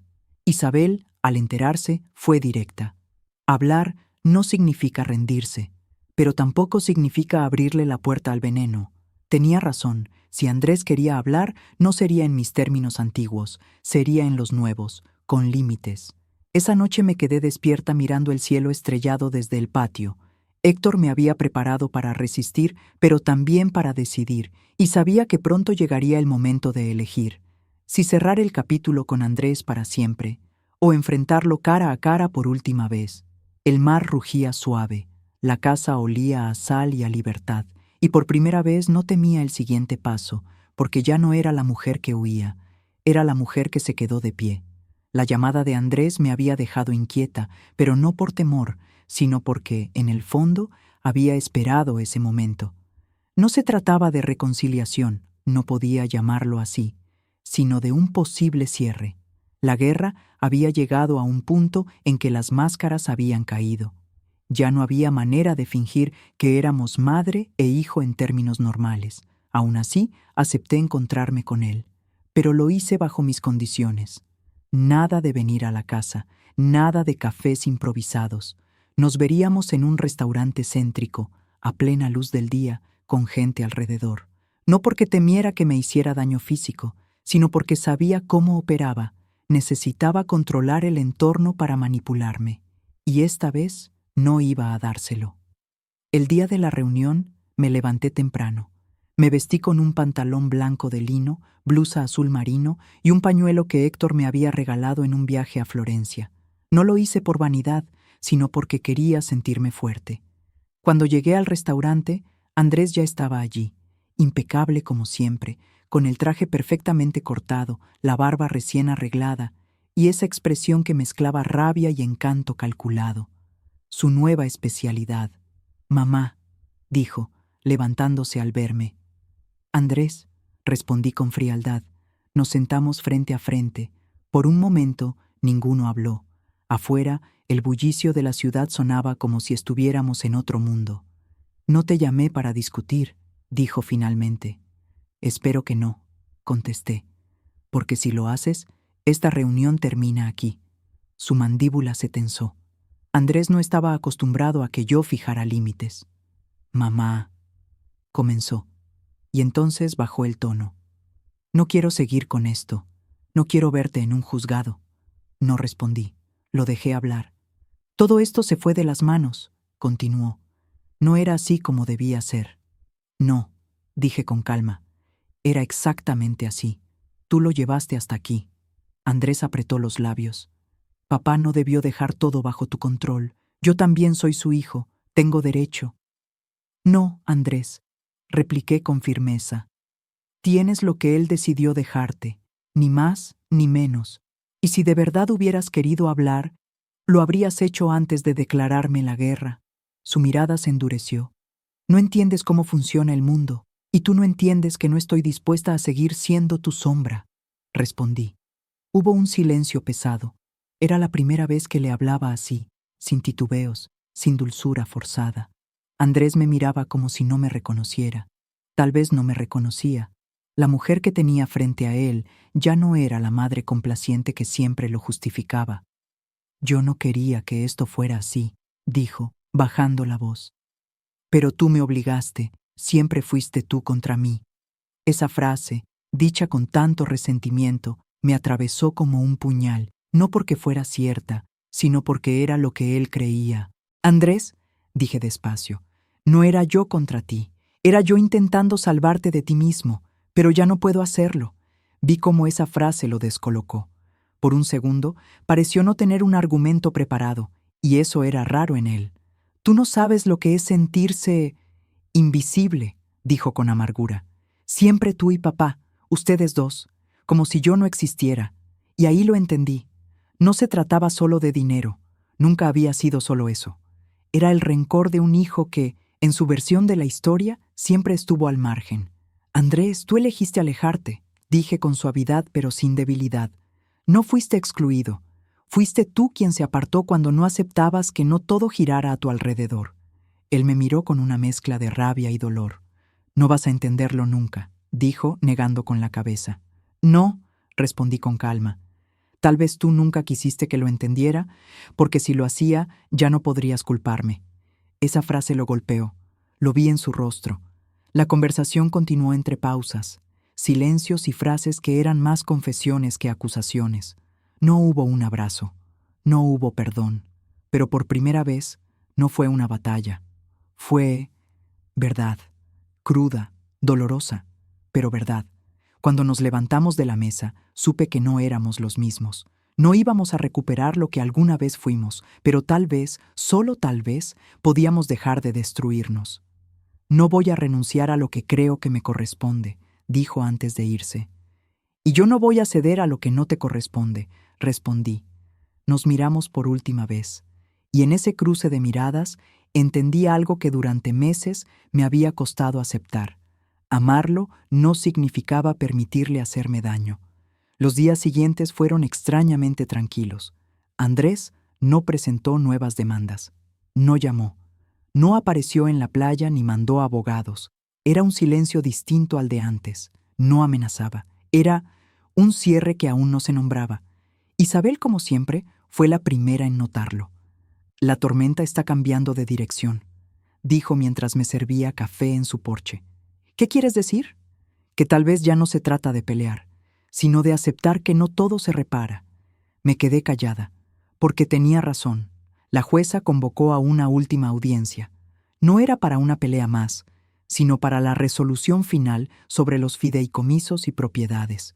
Manuel estaba confiado, yo también, y Andrés no parecía el mismo hombre que había entrado por primera vez al juzgado con soberbia. Esta vez entró más callado, no humilde, pero menos altivo. La jueza habló con claridad. Este tribunal determina que la señora Elena Rivas es la legítima administradora y beneficiaria principal de los bienes establecidos en el fideicomiso, según las voluntades expresas y certificadas del fallecido Héctor Rivas. Asimismo, se confirma la legalidad de todas las transferencias y actos notariales previo silencio. El señor Andrés Rivas conserva únicamente la porción hereditaria establecida en el testamento y no tiene derecho a solicitar control ni acceso a los bienes protegidos. No sentí euforia, no sentí venganza, sentí paz. Andrés bajó la mirada. No dijo nada. Su abogado recogió sus papeles en silencio. Era el final que Héctor había previsto y que yo había defendido. Cuando salimos, el sol estaba alto. Manuel me estrechó la mano con una sonrisa contenida. «Lo lograste», dijo. «Lo logramos», respondí. Miguel, que había permanecido en silencio toda la audiencia, me dio un abrazo breve pero firme. Isabel, desde la distancia, me esperaba con un termo de té y esa sonrisa que lo decía todo sin decir nada. Esa noche, la casa olía a sal, a viento limpio y a libertad. Me senté frente al mar, descalza, con el vestido blanco que Héctor siempre decía que me hacía parecer invencible. Isabel se sentó a mi lado. ¿Y ahora?, preguntó. Respiré hondo. Ahora, vivo. Andrés no desapareció de mi vida. Era mi hijo. Y aunque el vínculo estaba roto en muchos lugares, también sabía que, con el tiempo, quizá, solo quizá, podríamos encontrar una forma distinta de existir el uno frente al otro, no como madre e hijo idealizados, sino como dos seres humanos con cicatrices reales. Pero esa no era una batalla de tribunales, era una batalla del alma. Y esa no tenía prisa. Esa noche, antes de dormir, caminé por toda la casa, tocando cada pared, cada puerta, cada ventana. No era solo mi refugio, era mi fortaleza, mi herencia viva, mi vida recuperada, y mientras las olas golpeaban suavemente la orilla, supe con una certeza tranquila. Héctor no solo me había dejado un plan, me había dejado mi libertad. La vida, después de la tormenta, no volvió a ser como antes. No podía serlo. Cada rincón de la casa tenía una historia, cada puerta un eco de lo que había sido y de lo que ya no volvería. Pero lejos de doler, eso ahora me daba paz. Era la paz de quien ha caminado sobre cenizas y ha sobrevivido. Las semanas siguientes transcurrieron en silencio, pero no de ese silencio denso y asfixiante que precedía a un ataque. Era un silencio suave, casi amable, como el murmullo de las olas al caer la tarde. Andrés no volvió a llamar, no presentó apelaciones, no mandó abogados. Una mañana, sin previo aviso, llegó un sobre con su letra. No era una amenaza ni una exigencia, era una carta. Mamá, no sé si algún día vas a perdonarme. Tal vez no lo merezca. No sé en qué momento me convertí en alguien que no reconoce ni a su propia madre. La rabia me cegó. Y sí, sentí que me dejaban fuera de algo que también era mío. Pero la verdad es que nunca fue el dinero. Fuiste tú y papá. Ustedes siempre fueron un mundo al que no supe entrar. No te pido que olvides nada, solo que no me odies. Leí esas líneas varias veces. No lloré. No porque no me doliera, sino porque ya no era un dolor que pesara. Era un dolor que por primera vez podía mirar sin que me quebrara. Guardé la carta en la misma caja donde estaba la USB de Héctor, no como una herida abierta, sino como una cicatriz que formaba parte de mi historia. Una tarde, mientras Isabel y yo tomábamos té en la terraza, ella me miró con esa sabiduría tranquila que la caracterizaba. «Lo lograste», dijo simplemente. «No lo logré sola», respondí. «Eso es lo hermoso», dijo ella, «que supiste dejar que te ayudaran, sin dejar de ser tú». Reí. Hacía mucho que no reía así, libre, ligera. Miguel vino a verme una semana después, con el sol cayendo sobre el mar. La jueza cerró oficialmente el caso. Me dijo, «No hay más recursos pendientes, es el fin». «No», respondí, mirando el horizonte. «Es el comienzo». Los días tomaron un ritmo distinto. Empecé a cuidar el jardín que antes veía solo de reojo. Planté jazmines en la entrada, como Héctor siempre quiso. Pinté las rejas oxidadas, desempolvé fotografías antiguas y por primera vez en mucho tiempo colgué nuevas en las paredes. Invité a Isabel y a un par de amigas del pueblo a cenar.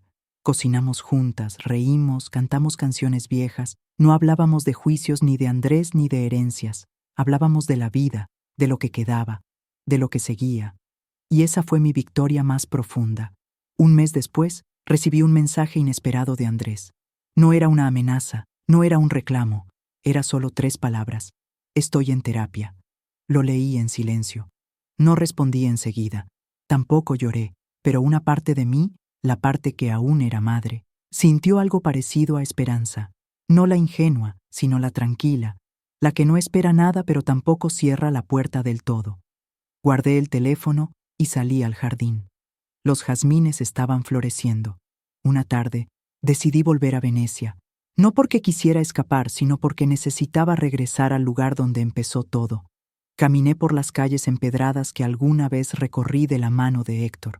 Crucé el puente donde me dijo, «Prometo que siempre vas a tener un lugar que sea solo tuyo». Sonreí al recordar, no con nostalgia, con gratitud. Me senté junto a un canal y por primera vez en meses respiré sin sentir un peso en el pecho. Héctor ya no estaba. Andrés no era el hijo que soñé, pero yo seguía aquí, de pie, con raíces firmes y alas nuevas. Al regresar, la casa me recibió con olor a mar y a jazmín. Caminé descalza hasta la terraza, con una copa de vino en la mano, y observé el atardecer como quien observa una promesa cumplida. Isabel llegó poco después, sin avisar, como siempre. ¿Sabes?, dijo mientras se acomodaba a mi lado. El mar tiene algo curioso. Nunca deja de moverse, cambia, se agita, se calma, pero nunca se detiene. Como la vida, respondí. Nos quedamos en silencio, escuchando las olas romper suavemente. No había jueces, ni abogados, ni amenazas, solo el sonido del presente. Antes de dormir, volví a abrir la carta de Héctor. Ya no necesitaba su voz para sostenerme, pero me gustaba escucharla de vez en cuando. Lo demás lo haces tú. Sonreí. Lo había hecho. En los meses que siguieron, mi vida no se volvió perfecta. A veces Andrés llamaba, a veces no, a veces se enojaba, a veces escuchaba. No recuperamos lo perdido, pero construimos algo nuevo, más honesto. Algo que no se sostenía en ilusiones, sino en la verdad. Y si un día no quedaba nada de eso, también estaría bien, porque ya no me definía como madre de alguien, ni como viuda de alguien, sino como yo misma. El último recuerdo que dejo aquí no es un grito ni una batalla, es una imagen. Una mujer de cabello plateado caminando por la playa al atardecer, descalza, con el viento en el rostro y el corazón en paz. No ganó una guerra, no destruyó a su enemigo, simplemente eligió no rendirse, y en esa elección encontró su libertad. Si esta historia te atrapó, no te pierdas la que viene. Dale clic al video que está apareciendo ahora, porque ahí te espera una historia llena de secretos, traiciones y un giro final que no vas a ver venir.